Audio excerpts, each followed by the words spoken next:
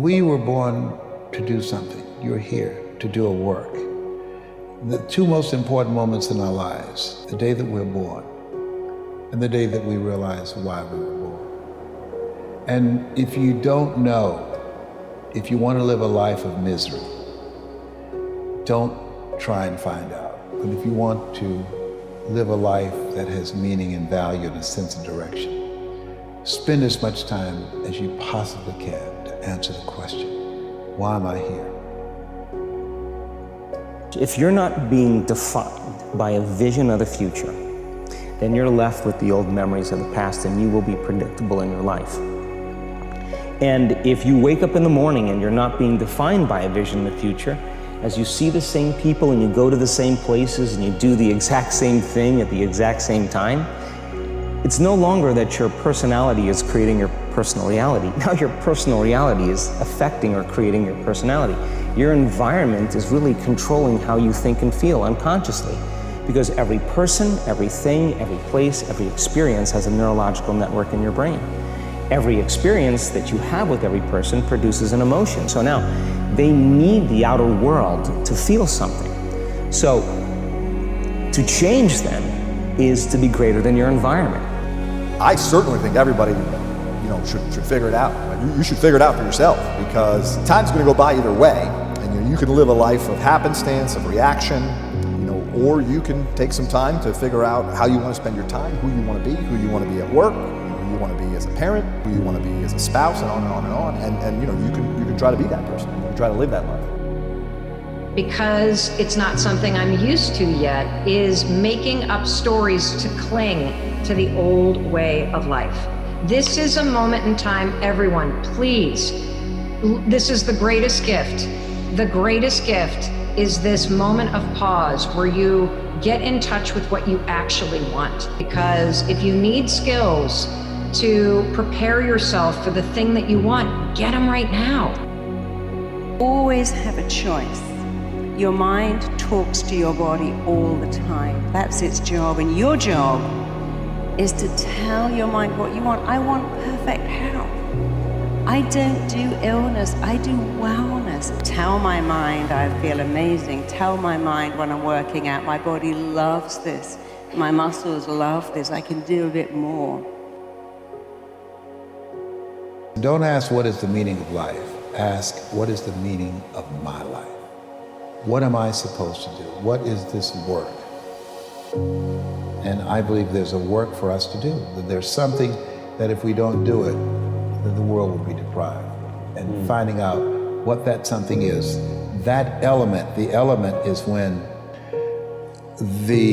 what you love to do and what you were born to do come together that will allow you to show up in life in a bigger way. What I want you to do if you're in Vicki's situation is I want you to stop dreaming and I want you to just start doing small things.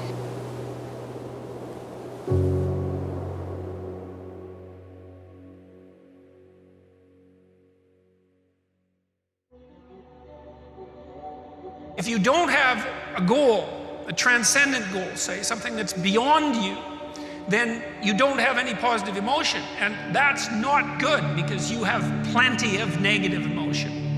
And then that's the problem with fundamental claims of meaninglessness too in life. That it's the philosophical error that's made by nihilists. That suffering is a form of meaning, and you can try to argue yourself out of that with your nihilistic rationalizations, but that is not going to work. You need a transcendent goal in order to withstand the slings and arrows of outrageous fortune. Is my dream really my dream? Or is it someone else's? When you're willing to take control of your environment and put yourself through the stressors required for adaptation, you literally can become anything. You live in a dominant culture that is designed to destroy your sense of self and your belief in yourself, and you have to learn ways in which you can begin to connect with this power that you have within yourself to handle where you are.